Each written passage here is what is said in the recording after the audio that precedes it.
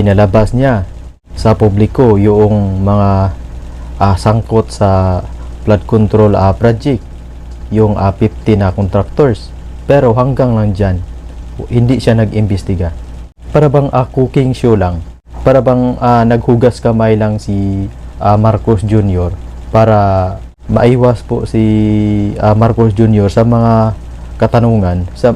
So magandang araw po sa ating lahat, at lalo na sa mga tagapag-subaybay sa ating mga video, sa ating mga viewers na hindi pa nakapag-subscribe dyan.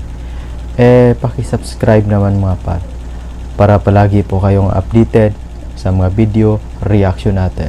So ngayon mga par, pag-usapan natin yung flood control project, kasi hanggang ngayon mainit pa rin, kasi maraming nagdududa yung ginagawa ni Marcos Jr. Parang cooking show, kasi pinalabas niya yung mga 50 na contractors na na-involved sa flood control project. Para bang hindi siya seryoso, kasi hanggang lang dyan siya, hindi siya nag-imbestiga. Kung totoong seryoso siya sa mga guni-guni na flood control project, mag-imbestiga sana si Marcos Jr. Pinalabas niya sa publiko yung mga sangkot sa flood control project, yung 50 na contractors. Pero hanggang lang dyan, hindi siya nag-imbestiga. Para bang cooking show lang, para bang naghugas kamay lang si Marcos Jr. para maiwas po si Marcos Jr. sa mga katanungan sa bakit guni-guni, bakit maraming nasisira na mga flood control project, at hanggang lang dyan si Bongbong Marcos. Pinalabas lang niya pero hindi siya nag-imbestiga.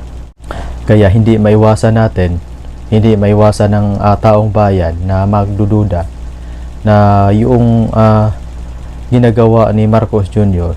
Parang parang cooking show lang, parang niluluto po tayo sa sarili nating mantika para mawala ng mga pagdududa sa mga tao. Mag-imbestiga si Bongbong Marcos, hahabulin niya yung mga contractors, hahabulin niya yung ibang mga politiko na sangkot sa mga flood control project, sangkot sa mga guni-guni. Dapat mag-imbestiga rin si Bongbong Marcos mga par, kasi siya ang ama ng ating bansa. Sana mag-imbestiga si Bongbong Marcos, yung mga contractors, hahabulin niya yung mga involved. Yun lang kasimple. Kung talagang totoo yung sinasabi ni Bongbong Marcos, kung totoo lang sana, para mawala ng pagdududa sa mga taong bayan, simple lang, lilinisin niya yung kanyang sarili. Mag-imbestiga si Marcos Jr. Hahabulin niya yung mga sangkot sa mga ghost flood control project. Ganun na kasimple. So maraming salamat po sa ating mga supporters, sa mga viewers natin. Maraming salamat. At paki-subscribe naman mga par, para palagi po kayong updated sa mga video reaction natin.